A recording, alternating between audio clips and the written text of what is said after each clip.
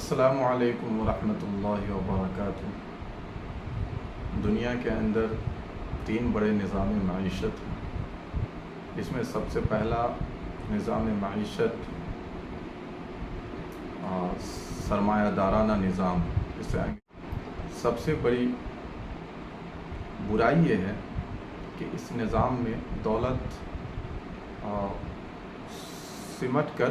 چند افراد کے ہاتھوں میں چلی جاتی ہے، کیونکہ اس نظام میں مال کمانے اور مال کو جمع کرنے، ذخیرہ اندوزی کرنے کے سلسلے میں فرد کو پورا اختیار ہوتا ہے، سرمایہ کاری کا بھی پورا اختیار ہوتا ہے اور سرمایہ داری کا بھی پورا اختیار ہوتا ہے، جس کے نتیجے میں وہ اپنا ایک ایسا نظام بناتے ہیں، ایسا اصول و ضوابط بناتے ہیں جس کے نتیجے میں اس اصول و ضوابط کی روشنی میں وہ لوگوں کی محنت اور اس کی کماحقوق اس کو جو محنتانہ ملنا چاہیے اس کو نہیں مل پاتا ہے اور ساری دولت کھسک کر چند افراد کے ہاتھوں میں قبضے میں چلی جاتی ہے۔ اس نظام میں پورا کلی اختیار فرد کا ہوتا ہے اور وہ فرد ہر اعتبار سے مختار ہوتے ہیں۔ دوسرا نظام ہے سوشلزم، جسے کہا جاتا ہے سوشلزم اکنامک سسٹم، اردو میں اشتراکی نظام کہا جاتا ہے۔ اس نظام کی خرابی یہ ہے کہ ہر آدمی اپنے طور پر محنت کرے گا، قدرتی ذخائر حاصل کرے گا اور اللہ تعالیٰ نے دنیا کے اندر جو نعمتیں رکھی ہے اس نعمت کو حاصل کرنے کے سلسلے میں وہ خوب محنت کرے گا اور اپنی عقل کا استعمال، اپنی صلاحیت کا استعمال، اپنی کوالٹی کا استعمال کرے گا، لیکن کوئی بھی فرد اس کا مالک نہیں ہوگا، بلکہ اجتماعی طور پر دولت پورے ایک سوسائٹی کی ہوگی، پورے ایک جماعت کی ہوگی، اور اس جماعت کا جو ایک آدمی ہوگا جس کے ہاتھ میں پورا کنٹرول ہوگا، اس کو اختیار ہوگا کہ لوگوں کی کوالٹی، لوگوں کی صلاحیت اور اس کی محنت، ذہنی یا جسمانی محنت کے نتیجے میں جو کچھ اس کا بنتا ہے اسی حساب سے وہ ایک سب کا ماہانہ مقرر کر دیتے ہیں، سارا نظام مقرر کر دیتے ہیں، تو اس کا اتنا ہی محنتانہ کا وہ حقدار ہے۔ باقی وہ جتنی بھی محنت کرے، جتنی بھی صلاحیت لگائے اور جتنے بھی دماغ لگا دے، وہ اس کا مختار نہیں ہے۔ اس کا مختار پوری ایک جماعت کی وہ پراپرٹی، پوری ایک جماعت کی دولت بن جاتی ہے، اور جماعت کا جو ذمہ دار ہوگا وہ سب کے بقدر صلاحیت اور بقدر محنت سب کو تقسیم کرے گا اور سب کو ملے گا۔ تو اس نظام میں کی سب سے بڑی خرابی ہے کہ آدمی محنت کرے گا اور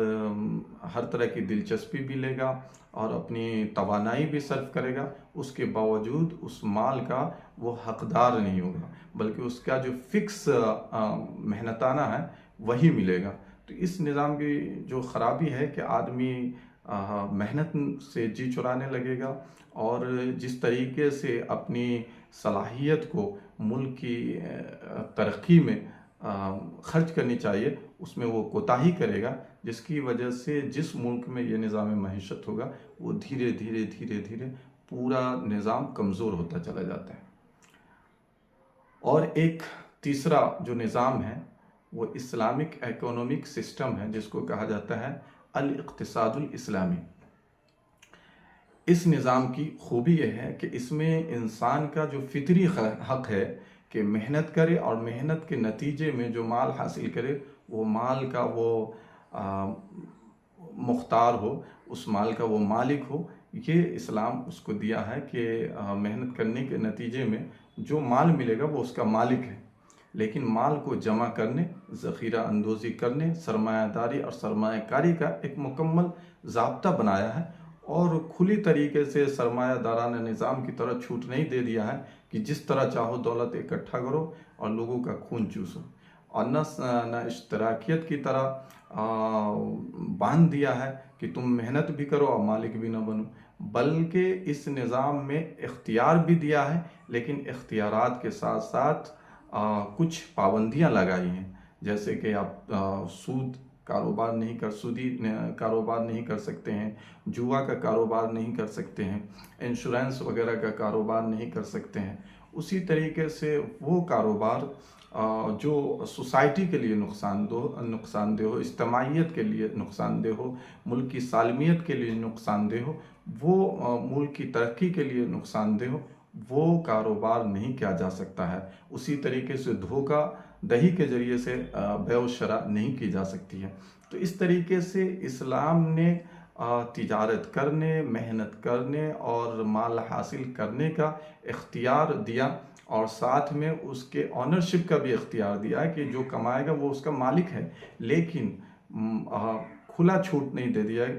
دیا گیا کہ وہ جس طرح چاہے مال میں تصرف کرے اور جس طرح چاہے ذخیرہ اندوزی کرے اور جس طرح چاہے مال کمائے، یہ اختیار نہیں دیا گیا۔ تو اگر تینوں اس کا جائزہ لیا جائے نظام معیشت کا، تو جو اسلامی نظام معیشت ہے سب سے عمدہ نظام معیشت ہے۔ اگر پوری دنیا کے اندر اس نظام معیشت کو لاگو کر دیا جائے تو کوئی بھی کسی کے ساتھ ظلم نہیں ہوگا، اور کوئی دنیا کے اندر کوئی غریب نہیں رہے گا، اور